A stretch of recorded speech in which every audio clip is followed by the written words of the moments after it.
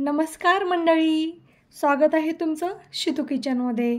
आज आपण मस्त साध्या सोप्या पद्धतीने एकदम झणझणीत चमचमीत असा मसाले भात करणार आहोत। कोणालाही जमेल इतकी साधी सोपी सरळ रेसिपी आहे।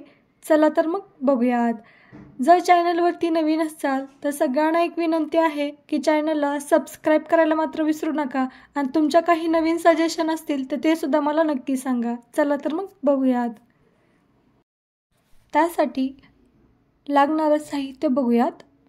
एक बटाटा घेतलेला आहे मोठा आकाराचा, वाटाणे घेतलेले आहेत अर्धा वाटी, त्यानंतर लसूण, अद्रक आणि कोथिंबीरचं वाटण घेतलेलं आहे।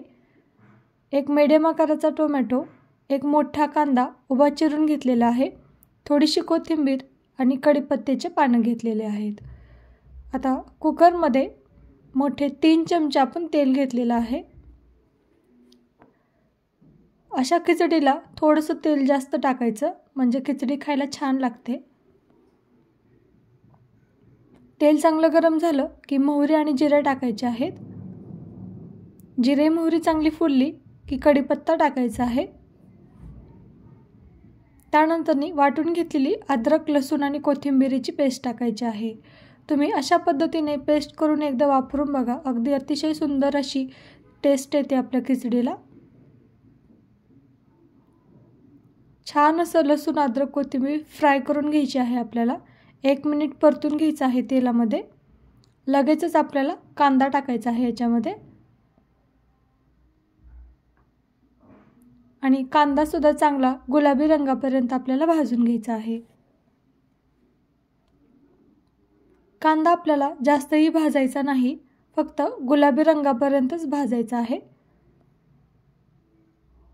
मीडियम गॅसवर छान असा कांदा आपण भाजून घेऊयात।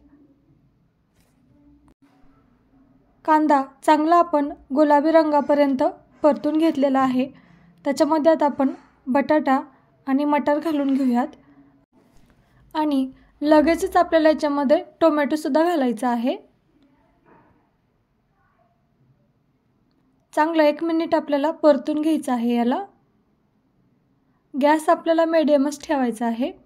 आता आपण याच्यामध्ये थोडंसं मीठ घालूयात, त्यामुळे आपल्या सगळ्या भाज्या लवकर मऊ होतात, शिजतात। मीठ घातल्यानंतर मीडियम गॅसवरच आपल्याला 2 ते 3 मिनिट छान असं परतून घ्यायचं आहे।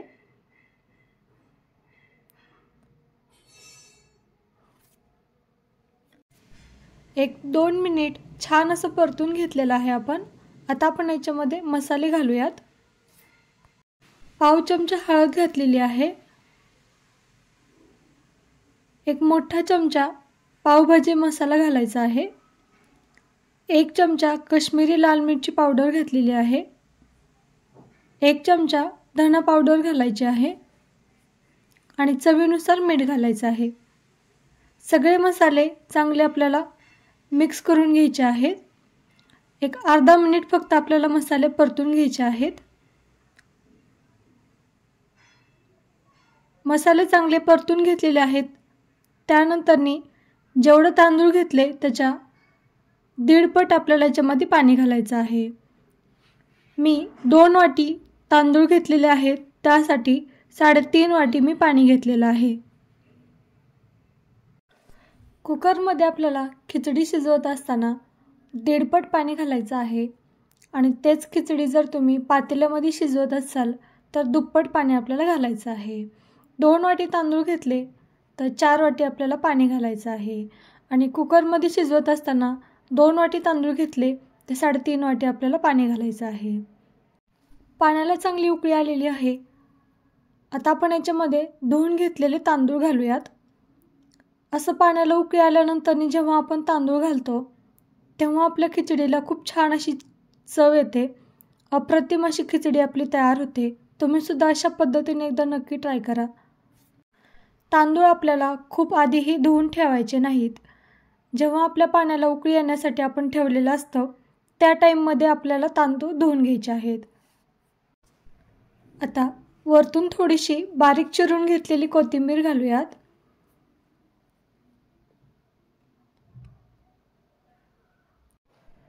कुकरचं झाकण लावून 1 शिट्टी आपण करून घेऊयात. गॅस आपल्याला मिडियमच ठेवायचा आहे. शिट्ट्या तुम्ही तुमच्या कुकरला जेवढ्या लागतात तेवढ्या करून घेऊ शकता. एका शिट्टीमध्येच मस्त असा आपला भात तयार होतो. 1 शिट्टी झालेली आहे. गॅस बंद करायचा आहे आणि पूर्णपणे नॅचरली आपल्याला त्याच्यामधली हवा जाऊ द्यायची आहे. अशी शिट्टीवरती करून आपल्याला त्याच्यामधली हवा काढायची नाही. पूर्णपणे त्याच्यामधली हवा गेल्यानंतरच आपल्याला झाकण काढायचं आहे. बघू शकता. आहा, मस्त असा आपला चमचमीत मसाले भात तयार झालेला आहे. सुगंध इतका छान येतो, नुसत्या सुगंधानेच भात खावासा वाटतोय. आता वरतून 1 मोठा चमचा साजूक तूप घालायचा आहे.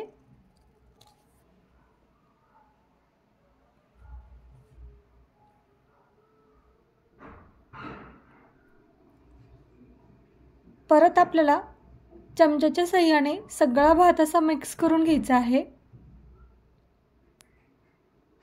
एकदम हलक्या हाताने आपल्याला मिक्स करायचं आहे.